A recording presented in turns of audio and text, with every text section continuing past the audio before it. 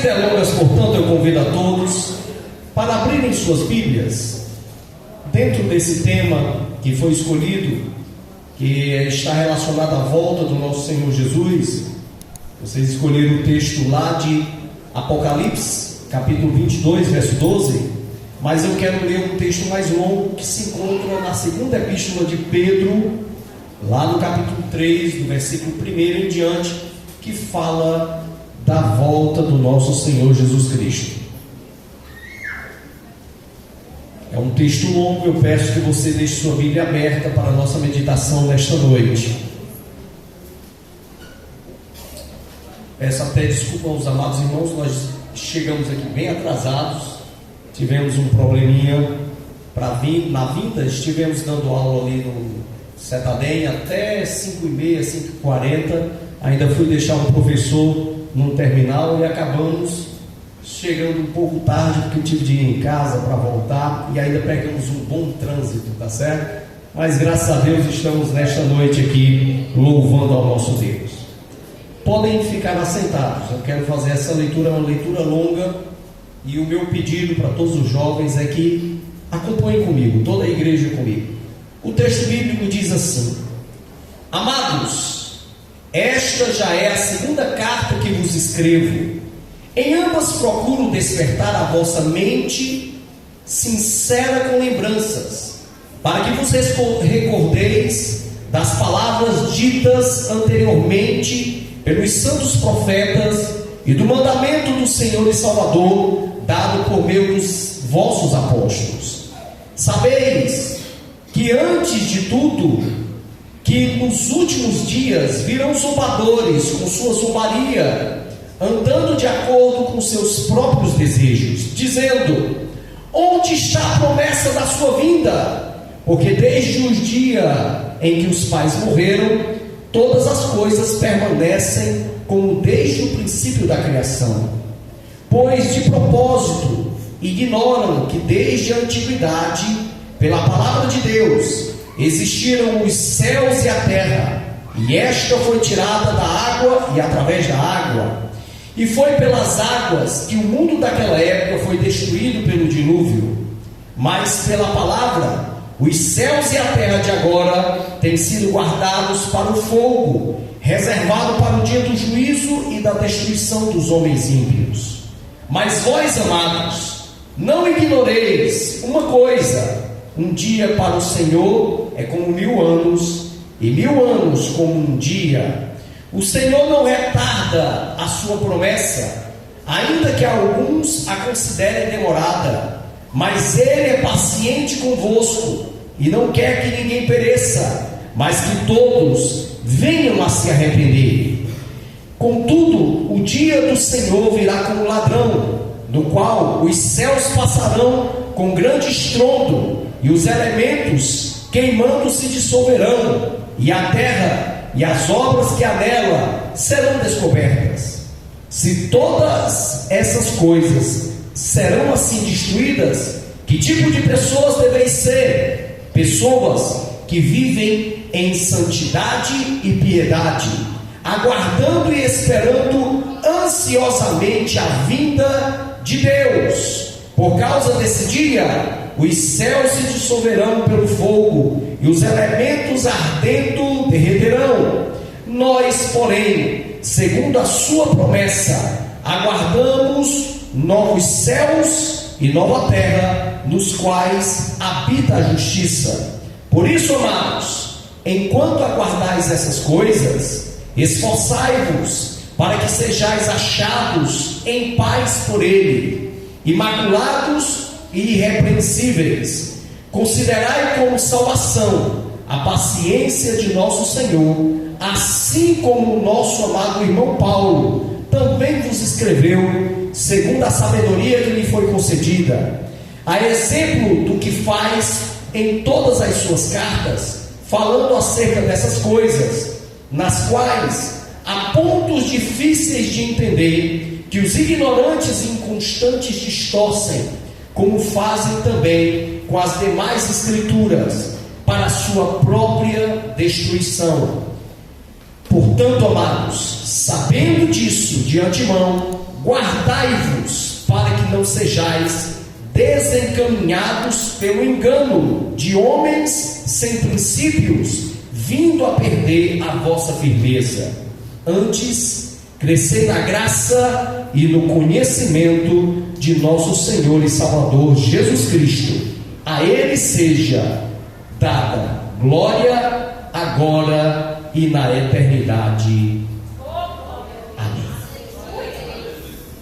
Eu peço, portanto, a atenção de todos nesta noite. Amados irmãos, o título da nossa mensagem é a segunda vinda de Cristo. E quando olhamos o que tem acontecido nos últimos dias, não precisamos ter uma vasta idade para vermos o que tem acontecido nos últimos anos, e principalmente neste. Ficamos perplexos com a velocidade em que as coisas estão acontecendo. Há poucos dias estávamos numa pandemia que atingiu todos os países do mundo. Agora estamos diante de guerras, tanto ali entre a Rússia e a Ucrânia, como também no Oriente Médio, atingindo ali a nação de Israel. Tudo isso tem feito pessoas ficarem perplexas. De um lado, um polemismo e sensacionalismo. Pessoas que agora já estão querendo marcar a data da volta de Jesus.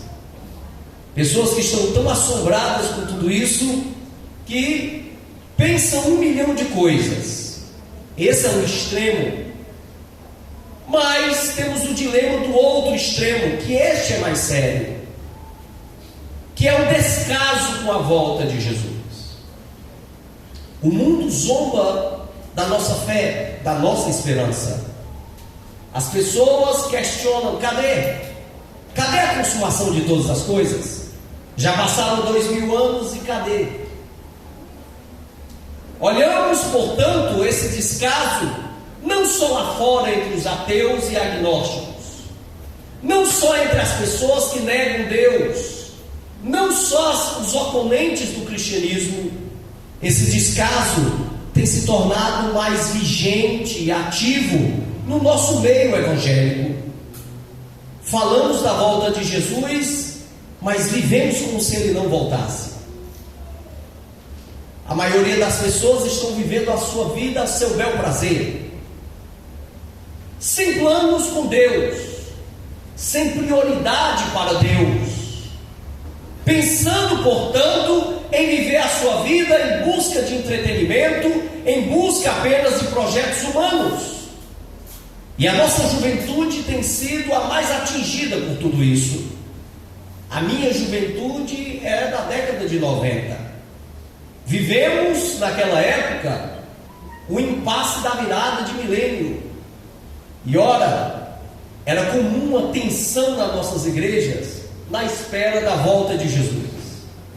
Que a nossa juventude foi de alguma forma motivada a orar, a buscar, a se preparar. E da década de 90, quem viveu chegou a ver grandes pregadores surgindo do meio da mocidade.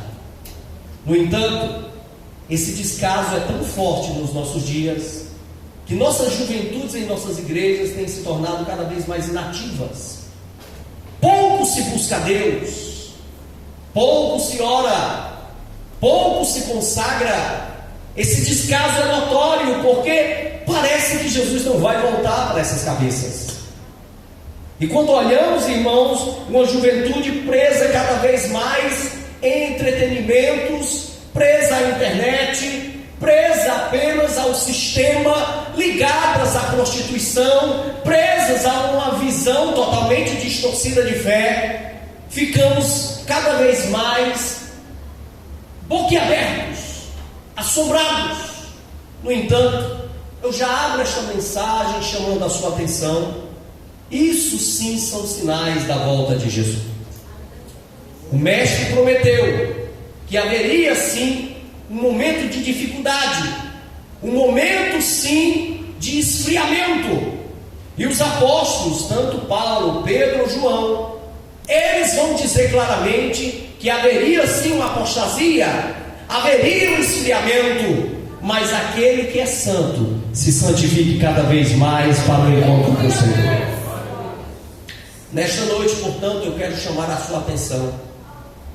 Diante desse descaso e diante de um polemismo totalmente acéfalo, eu quero chamar você para nesta noite, mais do que nunca, com Pedro aqui, nós meditarmos e chegarmos à devida conclusão que a segunda vinda de Jesus não é apenas uma mera esperança sem fundamentos, não é uma mera utopia, não é meramente uma crença sem raízes. Pelo contrário, a nossa crença na segunda vinda de Cristo, ela sim é uma verdade irrefutável, que deve ser vivenciada dia a dia, que deve ser vivenciada em intenção, porque a nossa esperança é que a qualquer momento o nosso Senhor Jesus retorne.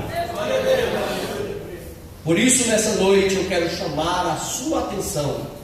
É hora de estarmos preparados para o encontro com o nosso Senhor e Salvador Jesus Cristo. O texto que li, portanto, ele vai fazer parte de um conjunto de textos bíblicos escatológicos. O apóstolo Pedro, quando ele escreve essa carta, ele está se despedindo. Você vai ver isso lá no capítulo 1, verso 14 e 15, 13, 14 e 15. O próprio Pedro dizendo que em breve seria distanciado do seu tabernáculo terreno. Em breve ele estaria morrendo. Ele está no fim do seu ministério.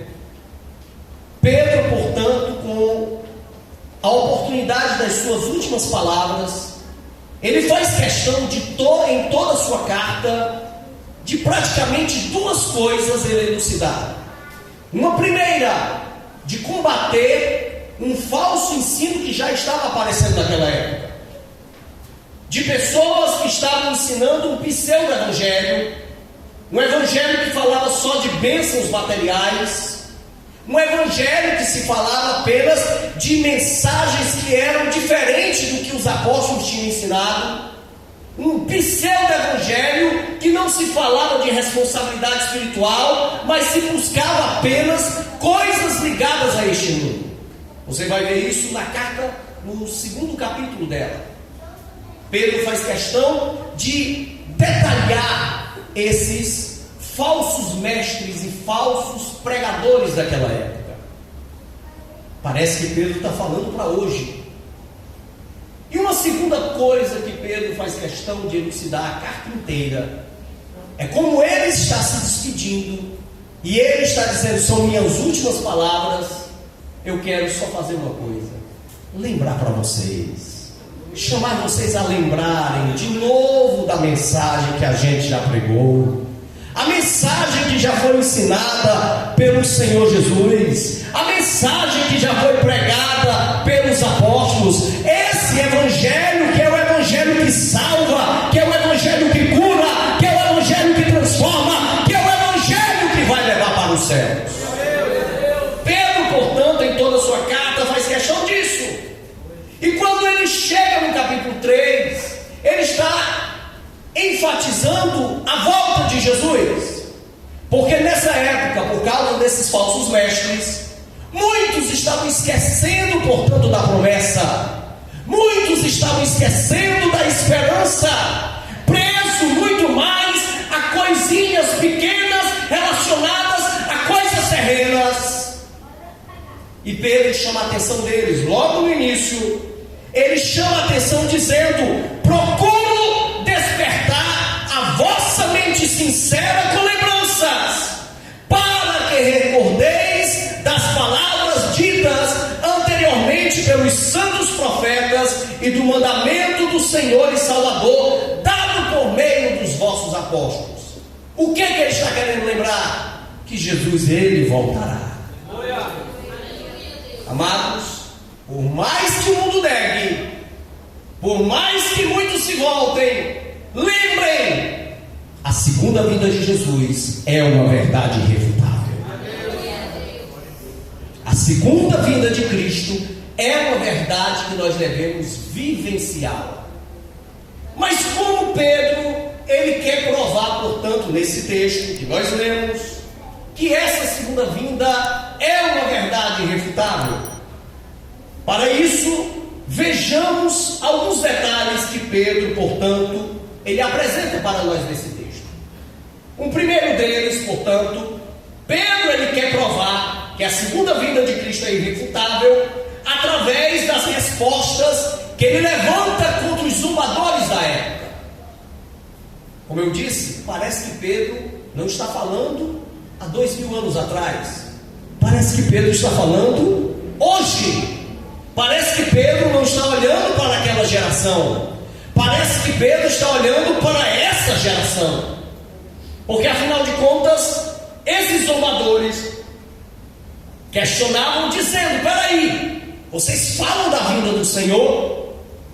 Essa vinda do Senhor que trará a transformação para vocês e trará juízo sobre esse mundo. Vocês falam dessa vinda do Senhor que levará vocês para a glória e que trará destruição sobre este mundo. Mas aqueles zombadores disseram: mas espera aí, o mundo está igualzinho desde o começo, não aconteceu nada. Esse ensino de vocês é ilusão. Esse ensino de vocês cristãos é mentira. Jesus voltará coisíssima nenhuma. Não haverá dia do Senhor. Não haverá volta de Cristo. Não haverá arrebatamento. Não haverá nada disso. Esse é o argumento dos zombadores. Hoje, nós, como eu falei, estamos sendo bombardeados todos os dias com essa argumentação. No entanto, a primeira resposta de Pedro para esses zombadores, nós vemos logo de cara, logo no verso 5. Para isso, Pedro, portanto, chama a atenção daqueles irmãos, dizendo: peraí, amados irmãos, não ouçam esses zombadores, não ouçam os argumentos deles, porque eles estão ignorando um primeiro detalhe, que foi pela palavra de Deus que todas as coisas foram criadas. Eles estão esquecendo um grande detalhe, que tudo que existe não veio do nada, que tudo que existe teve uma mente brilhante e poderosa por trás, que tudo que existe foi estabelecido pelo poder de um Deus todo-poderoso, que tudo que existe está estabelecido porque Deus assim quis, e Ele é o Senhor de todas as coisas. Aquele que zomba de Deus passará, mas Deus permanecerá para todo sempre. Olha para cá. Se você está sendo iludido e bombardeado na sua escola por evolucionistas, se você está sendo bombardeado na sua escola ou no seu colégio com sua roda de amigos, ou na internet pelos defensores desse pensamento anticristão, ateísta, eu quero lembrar para você: esses movimentos, essas ideias, todas elas não provam nada. Mas eu, quando olho para os céus e vejo a sofisticação do universo, eu, quando olho para a vida e vejo os detalhes minuciosos da nossa vida, quando olhamos as constantes universais, quando olhamos cada célula, quando percebemos cada detalhe que existe em nossas vidas, nós paramos para pensar e avaliamos: é impossível tudo isso ter vindo do nada. Afinal de contas, precisa-se de Deus. Deus é o Criador de todas as coisas. A palavra dele é poderosa. Ele é real. Ele é verdadeiro. Nós é que somos como ilusão porque passamos, mas ele permanece sendo o Senhor sobre todas as coisas. Por isso, caro jovem, amado irmão, quando sua esperança estiver desvanecendo, eu lhe convido a sair da sua casa e olhar para o céu estrelado e ver o tamanho da magnitude da obra da mão de Deus, porque a obra de Deus testifica da existência dele. E lembre mais, lembre já o que ele já fez na sua vida, como ele entrou na sua história, as experiências que você tem. É inegável, o Senhor é o Deus Todo-Poderoso, e foi pela palavra dele que foram todas as coisas criadas. E ora, se é a palavra dele que criou todas as coisas, e foi a palavra dele que nos prometeu que o Senhor Jesus voltaria, então essa promessa ainda está de pé, porque a palavra do Senhor permanece para sempre. Todas as coisas passarão, mas a palavra dele permanecerá. O segundo detalhe que Pedro, portanto, utiliza para refutar esses pseudos defensores que estavam se levantaram naquele momento, esses zombadores, como o próprio Pedro denomina, é o princípio da justiça que está no verso 6. No verso 6 é apresentado inclusive que Deus não apenas criou todas as coisas pela sua palavra, mas Deus já julgou esse mundo no passado. Ora, Paulo enfatiza em 1 Tessalonicenses capítulo 5 que os antediluvianos não deram nem crédito ao que Noé falava. Realmente, quando nós vamos para Gênesis, Noé prega durante um longo período, mas aqueles homens não deram crédito. Em 1 Pedro, o próprio Pedro mostra isso, que Noé pregou justiça e aquele povo não deu crédito. Mas, como Paulo fala, eles se davam em casamento e casavam, não estavam nem aí com o juízo que era iminente.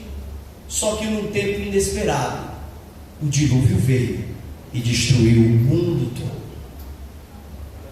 Por mais que as pessoas tentem fugir, por mais que as pessoas tentem negar, por mais que as pessoas tentem ignorar, por mais que elas digam não, uma coisa é certa, irmãos: dado o momento, o Senhor descerá do céu com todo o poder e glória.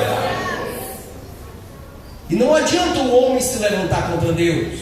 Os poderosos já passaram, os sábios deste mundo já estão sepultados. Voltaire disse que o cristianismo acabaria, a Bíblia seria extinta. A casa dele se tornou, na verdade, uma grande casa de produção de Bíblias, uma grande editora. Homens como Nietzsche disseram: Deus morreu. Nietzsche morreu louco, mas o cristianismo ainda está de pé. Sábios deste mundo se opuseram ao Senhor, dizendo que é mentira, que é falho, não vai haver juízo. Mas, amados irmãos, quando olhamos para este mundo, nós vemos o mundo cada vez mais, as circunstâncias se afunilando, apontando para nós que está perto o fim, e o fim está próximo, e é hora mais do que nunca de nós estarmos firmes e fortes, porque se o fim está próximo, a nossa redenção também está próxima. É hora de estarmos convictos e firmes e fortes. Portanto, quando você se vê injustiçado neste mundo, olhamos para esta nossa sociedade e vemos tantos homens maus crescendo, vemos as perseguições contra a nossa fé, vemos pessoas zombando do Evangelho, vemos pessoas que estão cada vez mais em evidência, sendo elas contrárias ao Senhor. Quando você vê tudo isso e ficar abatido e triste por ver elas crescerem e se sentir cada vez mais acuado, lembre de uma coisa: essas pessoas são como o lírio do campo, estão agora de manhã de pé, de tardezinha estarão morrendo, mas a palavra de Deus e a promessa dele ainda continua firme. A igreja de Jesus continua de pé. Pode o mundo se levantar, mas a noiva de Cristo estará de pé, gloriosa e imaculada, para aquele dia glorioso em que Cristo ele estará aparecendo e despontando nos ares. Eu e você temos que estar prontos para este momento. Minha pergunta: você está preparado? Amados, uma terceira resposta, portanto, de Pedro para aqueles zombadores está no verso 7. E ele agora fala de um princípio de promessa. Ora, no verso 7, depois do verso 6 ele apresentar o juízo que tinha acontecido, que foi no dilúvio. No verso 7 ele fala que a promessa do Senhor é que virá um juízo futuro. Assim como aconteceu no passado, vai acontecer no futuro. Se houve uma destruição universal, o mundo está tentando negar, mas as amostras e evidências são claras de que houve um grande dilúvio. Uma coisa é certa, vai haver destruição, e dessa vez não vai ser destruição com água, a Bíblia fala de destruição com fogo. Olha no texto como é pesado que Pedro ele começa a pintar falando desse dia de juízo. Lá no verso 10 e no verso 11, Pedro ele nos mostra detalhes de como será esse dia do juízo. Ora, contudo, o dia do Senhor virá como um ladrão, no qual os céus passarão com grande estrondo, os elementos queimando se dissolverão, e a terra e as obras que há nela serão descobertas.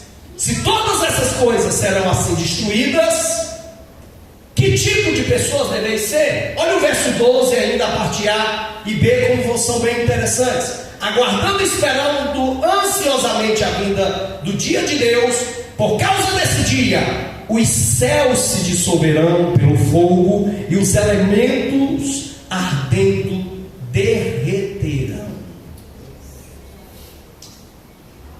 Esses termos, quando nós vamos a miúdos nos originais, a ideia de se desfazer, de derreter, parece a ideia da destruição das partículas atômicas e subatômicas. Como se a Bíblia já estivesse prevendo o maior poderio que existe de destruição física. Como se mostrasse para nós que essa destruição será muito superior a qualquer bomba atômica. Será muito superior a qualquer tipo de artimanha ou qualquer artifício humano. O texto nos está falando não apenas de céu e terra, o texto está falando de céus e terra, mostrando claramente que toda a criação será atingida pelo dia do Senhor. E por mais que o homem se ache grande, por mais que o homem se ache poderoso, por mais que alguém se ache alguém que não pode ser tocado por Deus, uma coisa é certa: quando o Filho do Homem aparecer e todo olho ver, os poderosos da terra vão se esconder, porque não podem fugir do dia do Senhor, não podem fugir do juízo do Senhor, não podem fugir do juízo final. Todo joelho naquele dia vai ter que se dobrar e toda língua vai ter que confessar que Jesus Cristo é o Senhor. Por isso, não há escapatória. O dia do Senhor é inescapável.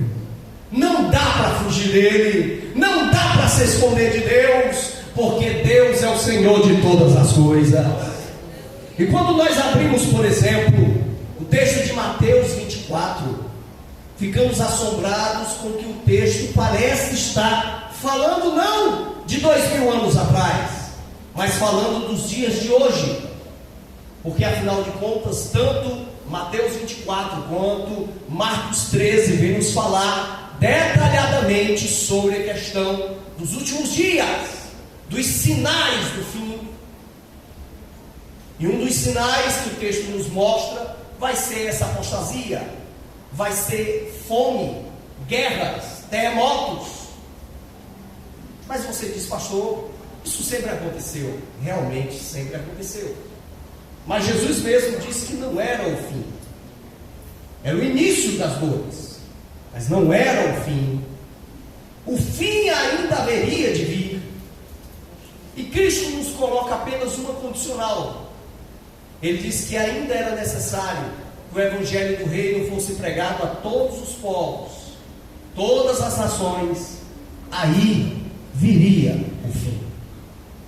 Amados, estamos vendo como Paulo vem falar, e Jesus também, essas dores já se iniciaram há 2000 anos. Fomes e guerras já se iniciaram há 2000 anos. No entanto, as últimas guerras que tivemos trouxeram mais destruição do que todas as guerras em toda a história. Nunca houve mortandade como houve nos nossos dias.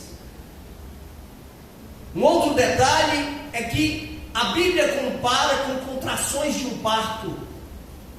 As mulheres que estão aqui, que já tiveram filhos, sabem o que eu estou dizendo. A primeira dor, a primeira contração, ela vem e passa, e só aparece novamente um bom tempo depois. Mas essas dores vão se afunilando cada vez mais, vão se aproximando cada vez mais, e em dado momento a criança nasce. As dores estão aumentando, e não numa proporção apenas local, mas numa proporção universal, envolvendo todas as nações. E mais ainda, quando olhamos a questão da evangelização, a Bíblia não diz todas as pessoas, a Bíblia diz todas as nações. Nunca houve evangelização como houveram, ou como está havendo nos nossos dias. Nunca houve evangelização em todas as nações como estão acontecendo nos nossos dias. A Bíblia está sendo levada para todos os povos. O Evangelho está chegando a todas as nações. O Evangelho já chegou em todos os países. Então, amados, o que basta, o que é necessário apenas para o Senhor vir? Nada mais. Só basta agora a última trombeta soar, e os que morreram em Cristo ressuscitarem, e os que estiverem vivos serem arrebatados para se encontrar com o Senhor nos ares, e assim para sempre estaremos com o Senhor. O que nos chama a atenção ainda são dois outros detalhes que são escatológicos dos nossos dias, porque tudo que eu falei já vem sido apresentado pela igreja durante séculos. No entanto, nos nossos últimos 50 anos, nós tivemos dois fenômenos que não aconteceram nos demais séculos para trás. Que fenômenos são esses? Não vou apenas dizer a multiplicação da ciência, não vou falar apenas de detalhes relacionados a esta questão de uma proliferação da mensagem, mas tem dois detalhes bem interessantes que não houveram no passado. Um deles é o retorno de Israel para suas terras. A Bíblia fala sim de um juízo sobre o povo de Israel. A Bíblia fala sim de uma guerra do Armagedon ali naquela região do Vale de Jezreel. A Bíblia fala sim de Jerusalém ali pelo povo de Israel. A Bíblia fala sim de um contorno de guerras ao redor daquele povo. Algo interessante: o povo de Israel ficou desterrado, despatriado, sem pátria durante 1900 anos. Agora eles estão lá. E a Bíblia diz que depois que eles ficassem lá, de lá não sairiam mais. Realmente, hoje é uma das pátrias mais poderosas, uma das nações mais poderosas do mundo. E por mais que muitos queiram destruí-los, eles são bem preparados e têm o maior exército para isso. Um exército poderoso e bem preparado. Mas não é isso que me chama a atenção. É um outro detalhe escatológico que é muito mais profundo. Que isso é Paulo quem fala. Paulo fala em Romanos 11:40, que fala de uma grande conversão de judeus. Ora, amados, nunca na história tantos judeus estão se convertendo ao cristianismo como nos nossos dias. Está havendo uma grande proliferação do evangelho entre os judeus. Está havendo uma grande evangelização entre os judeus. Os judeus que tinham aversão do evangelho, muitos deles agora estão reconhecendo Jesus, o Yeshua, como seu Messias, como seu Mashiach. Isso é sinal de que em breve o Senhor Jesus estará despontando diante dos nossos olhos. Uma coisa é certa: se você faz parte da igreja de Cristo, que as tuas vestes estejam brancas, que o óleo esteja na tua botija, porque em dado momento a voz gritará e dirá: o noivo está chegando. Tem óleo na tua botija para a tua lamparina. É hora de você parar e pensar: eu estou preparado, as minhas vestes são brancas, eu estou vivendo a vida diante dos olhos de Deus santa. Uma coisa, amados irmãos, que eu quero chamar a atenção: por mais que o mundo negue o dia do Senhor está próximo. É hora de eu e você estarmos preparados para esse grande momento. Pedro vai nos falar dessa grandeza da volta de Cristo com um segundo detalhe importante. Eu vou acelerar, irmãos. Através dos ensinos de Pedro, portanto, Pedro vem falar também de uma compreensão sobre a volta do Senhor. Lá no verso 8, ele falou que em vez de estarmos dando ouvidos ao que os zombadores estão falando, é hora de nós compreendermos como a volta do Senhor acontecerá. O texto é claro em falar do tempo de Deus. O tempo de Deus não é igual ao nosso tempo. E ele faz questão de enfatizar isso no verso 8, dizendo que um dia para o Senhor é como 1000 anos, e 1000 anos como um dia.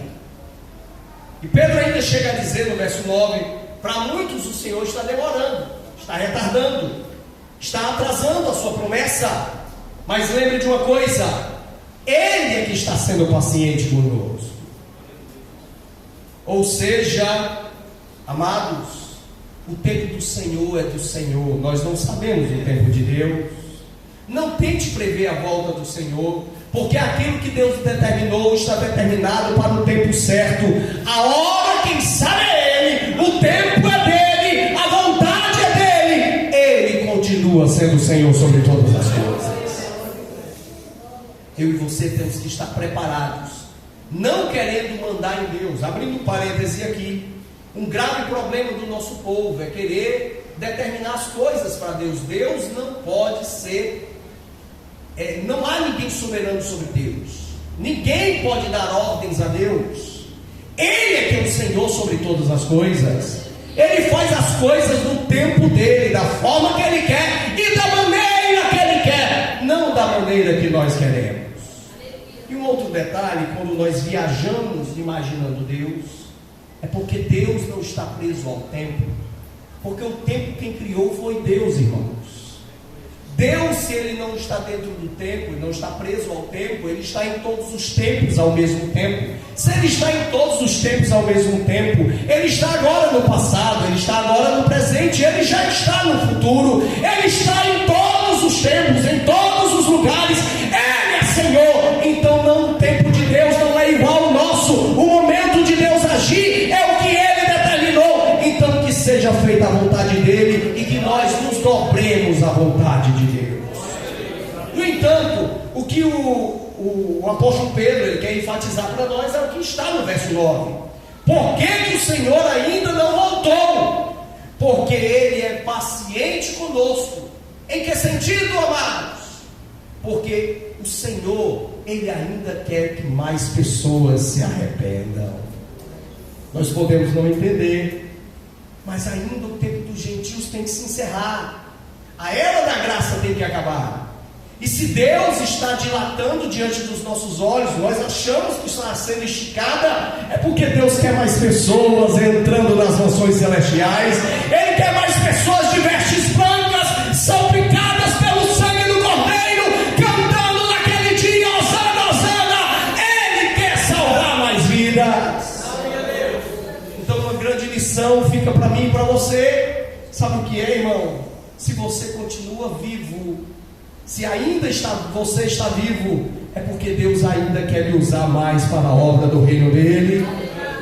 Porque eu e você, se já temos as mansões celestiais, se já temos o nome escrito no livro da vida, melhor seria se nós já tivéssemos sido levados.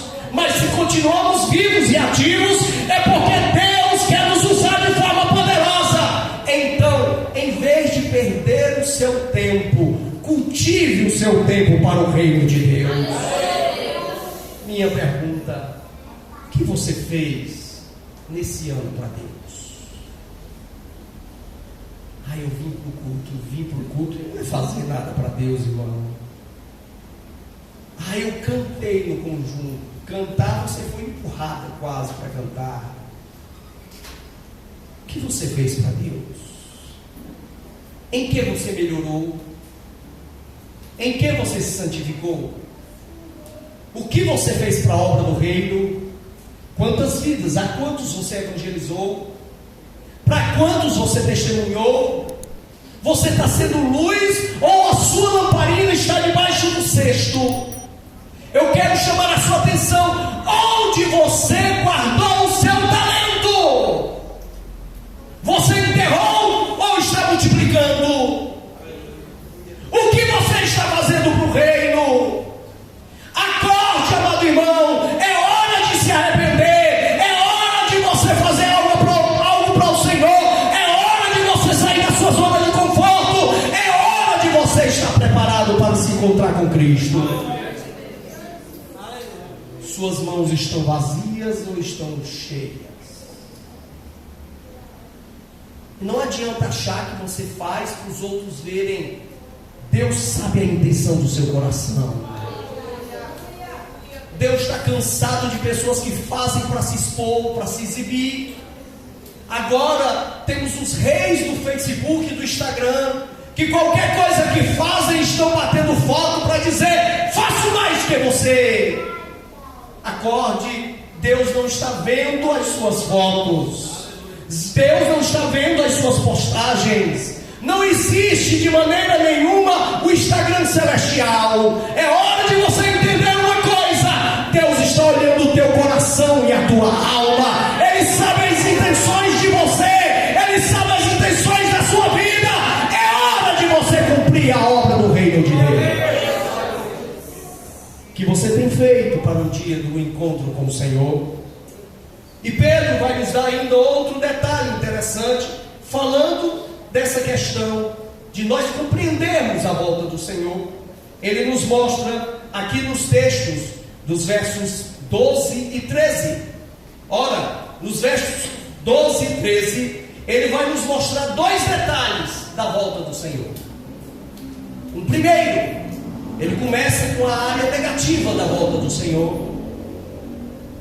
Quando falamos do dia do Senhor, para nós pentecostais, por sermos dispensacionalistas, não é apenas um dia, mas uma série de eventos que vão acontecer, desde o arrebatamento da igreja até o juízo final. Tudo isso para nós engloba de alguma maneira o dia do Senhor. Ora, o texto fala que para o ímpio a volta de Cristo não trará benefícios, mas trará malefícios, trará julgamento, trará justiça. Naquele dia, essas pessoas vão se apresentar diante de Deus, e Ele, de forma dura, Ele vai julgar a todos. Talvez você não entendeu o peso do que eu estou falando, mas como em Mateus 7 é nos apresentado, muitos chegarão naquele dia dizendo: Senhor, Senhor, em teu nome eu expulsei demônios, em teu nome eu fiz milagres, em teu nome eu fiz prodígios, em teu nome eu profetizei, Senhor. E a voz do Senhor será ríspida ao dizer: apartai-vos de mim, malditos, para o fogo eterno preparado para o diabo e seus anjos, porque eu nunca vos conheci. Mas como em Mateus 24 é dito, para aqueles que são justos e santos, o Senhor dirá: vinde, bendito de meu Pai, para o reino que vos está preparado desde a fundação do mundo. Por isso, amados, assim um juízo sobre todos os homens. Se você não está preparado para se encontrar com o Senhor, você ficará neste mundo. Se você não está preparado para se encontrar com o Senhor, você será levado até o juízo final. Se você não está preparado para se encontrar com o Senhor, o seu destino é uma eternidade de sofrimento. Mas o verso 13 fala para nós agora: porque aqueles que têm vida santa, que foram comprados pelo sangue do Cordeiro, aqueles que tiveram as suas vestiduras lavadas no sangue do Cordeiro, naquele dia glorioso, elas vão entrar nas mansões celestiais, novo céu e nova terra. E Apocalipse diz: lá não haverá mais choro,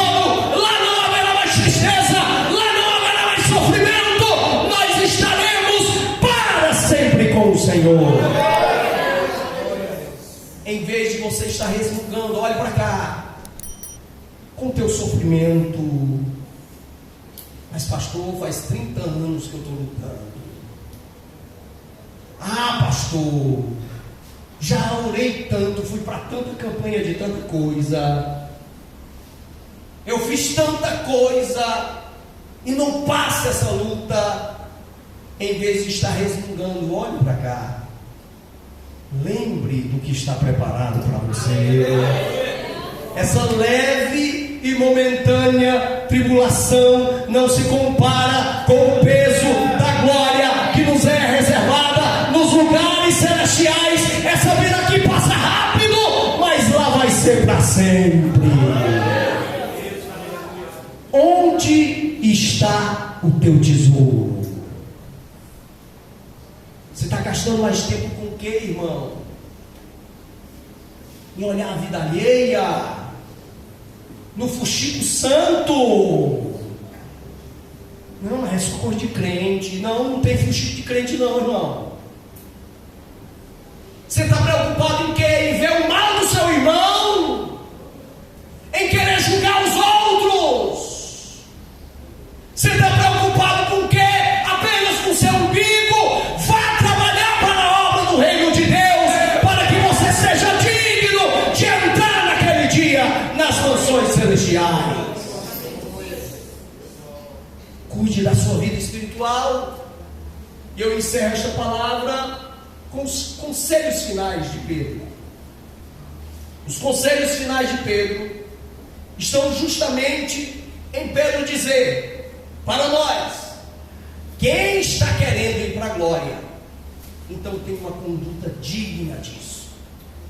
Como ele nos ensina no verso 12, parte A.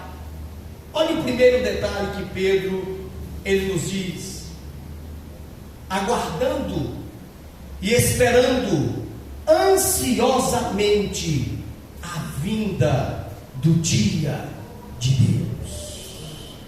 Olhe para cá. Quem está inundado pela graça não está preocupado se está tendo guerra em Israel.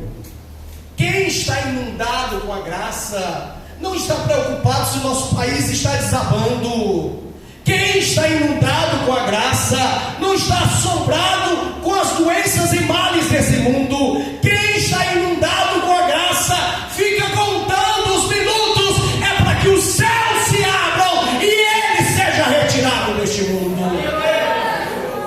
A minha e a tua esperança é estarmos nessa tensão da volta de Jesus. Irmão, você tem que estar ansioso só com uma coisa, não é com as ansiedades dessa vida. Sobre elas você entrega para Jesus. Mas você tem que estar ansioso, gritando como o Espírito Santo grita com a noiva, dizendo: Maranata, ora vem Senhor Jesus. E quanto mais esse mundo mostrar como um barril de pólvora, é hora de você estar pronto a gritar: Jesus está voltando, a minha vida, eu quero entregar totalmente a Ele, porque eu quero estar pronto para esse dia glorioso. Talvez você diz: eu espero Jesus, mas nesse ano você lembrou alguma vez mesmo, irmão? Lembrou? Há essa ansiedade no seu coração? A Bíblia nos dá a figura do noivo e da noiva de forma proposital. Há figuras da Bíblia que são propositais. Quem é jovem e casou aqui, sabe o que eu estou falando? Jovem casado. Quando nós namorávamos e estávamos noivos, principalmente a noiva ficava totalmente nervosa, contando o dia para o casamento. Algumas perdiam quilos, emagreciam, outras engordavam, outras ficavam muitas vezes tão ansiosas que não dormiam, porque essa ansiedade era justamente a tensão que ela tinha. Estava atrelada a paixão, o amor e ao mesmo tempo a novidade de vida, porque a vida ia ser transformada. A Bíblia usa essa figura de forma proposital, porque a noiva daquela época, a dessa maneira mesmo. O noivo fazia um contrato com a família da noiva, e ele saía para preparar o seu aposento na casa do seu pai, e ele não dizia o dia que ia casar. A noiva todos os dias se enfeitava e ficava na porta da casa, esperando o noivo vir, olhando para o caminho que ele foi. E ela ansiosamente todos os dias, porque ela não sabia o dia nem a hora que o noivo ia vir. O noivo mandava amigos, mensageiros, dizendo: eu estou prestes a voltar, cedo eu estou vindo, se preparem que eu estou chegando. E num dia inesperado, a noiva enfeitada na porta da casa, esperando, o noivo chegava com todo o seu batalhão de amigos e conhecidos, tocando trombetas na frente, porque o noivo estava chegando. Ele chegava bonito, arrumado, com a melhor roupa de todas, porque agora ele vinha se encontrar com a noiva. E quando os dois se encontravam na porta da casa, eles vinham para celebrar na casa da noiva, mas o lugar dela ficar não era ali, porque o noivo tinha que levar ela para a casa do pai. A noiva, a igreja, tem que todo dia estar se adornando para o encontro com o noivo. Suas vestes todos os dias devem estar com você com as melhores vestes espirituais. Sua vida tem que ser santa, os seus olhos têm que ser santos, as suas mãos têm que ser santas. Não é porque alguém está vendo, é porque o noivo, ele está enxergando tudo. Sua vida tem que estar pura e santa, não é para agradar a alguém que está do seu lado, não é para agradar meramente ao pastor da sua igreja, mas principalmente é para agradar Jesus de Nazaré, porque Ele em breve está chegando. Porque será num momento, no abrir e fechar de olhos, ante a trombeta de Deus, porque a última trombeta soará, e os que morreram em Cristo ressuscitarão, e depois nós, os que estivermos vivos, seremos transformados, porque convém o que é mortal ser revista da imortalidade, o que é corruptível da incorruptibilidade, e quando o que for mortal for revestido da imortalidade, e o que é corruptível da incorruptibilidade, tragada será a morte da vitória. Onde está a morte, o teu aguilhão? Onde está o inferno, a tua vitória? Mas graças a Deus que nos dá a vitória em Cristo Jesus, o nosso Senhor. Essa deve ser a nossa esperança. E Pedro vai mostrar como nós nos prepararmos em santidade. Eu encerro esta palavra falando disso. Olhe para cá. Santidade, como eu vinha falando, não é meramente atos religiosos. Atos religiosos todos estamos fazendo aqui. Não, pastor, eu não estou. Nós estamos cumprindo uma liturgia, irmãos. É religiosidade isso aqui. Não deve ser a nossa prioridade, mas somos religiosos. Mas isso não é santidade. Santidade não são costumes, irmãos. Não estou dizendo que os costumes não são bons, mas eu estou dizendo que isso não é santidade. Santidade não é estar apenas dando o dízimo na igreja, sendo um bom ofertante. Porque quantos fazem isso e não são santos? Santidade é eu estar vivendo e vivenciando a graça de Deus no dia a dia, é ser dominado pelo Espírito Santo de Deus. Santidade é mudança de hábito. Se você era acostumado antes a fazer coisas erradas, a falar demais da vida dos outros, a querer se opor aos outros, a ser porfioso, querer ser melhor do que os outros, a querer toda a vida a glória para si, os holofotes, é deixar isso de lado, é todos os dias vencer o seu eu, vencer os seus desejos. É o mal que você fez ontem, não fazer hoje, e o mal que porventura você fizer hoje, não fazer amanhã. Santidade é se afastar do mal. Mas pastor, ninguém está vendo. Realmente ser santo não é para ninguém ver, irmão. Santidade é só para um, porque Ele te conhece por dentro e por fora. Pare de querer aparecer nas rodas de oração como que ora mais. Pare de subir nos púlpitos querendo ser o mais parecendo que é mais cheio do poder, falando grossa, mais grossa. Pare disso! Seja santo no seu dia a dia. Seja honesto no seu trabalho. Seja honesto sendo o melhor funcionário da empresa, o melhor aluno da escola. Não para ninguém ver, mas para que Deus seja louvado através da sua vida. Seja sincero no seu quarto, porque é lá que é a oração verdadeira. Porque ninguém está vendo, mas Ele está. Seja bondoso. Santidade está expressa no amor. É hora de você fazer o bem que não fazia. Mas ninguém vai bater palmas. Não é para ninguém bater. É para lá no céu você ter tesouro com Jesus de Nazaré. Seja santo. E o mal de muito crente, mas fulano faz, deixa fulano. Vá ser santo. É hora de brilharmos. É hora de termos as vestes brancas. É hora de sermos irrepreensíveis e sem mácula. Irmão, em você fazer isso, você vai ser perseguido. Se você quiser ser santo mesmo, vai vir tentação.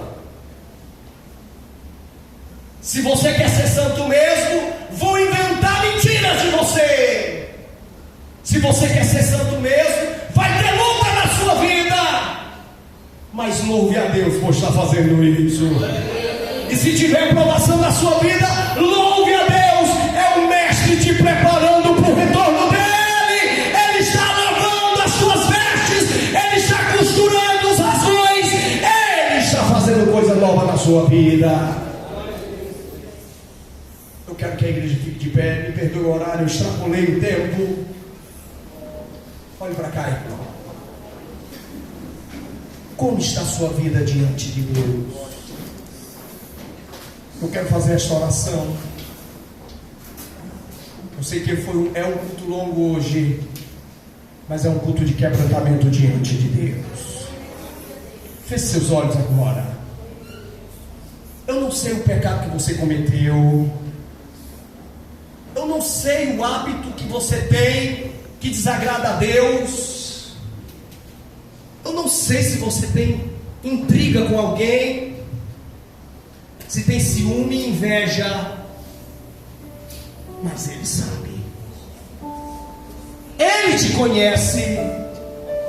O meu convite hoje é noite de lavar as suas vestes no sangue de Jesus. E eu estou falando para crente, não é para incrédulo. Hoje é noite de dizer: Senhor,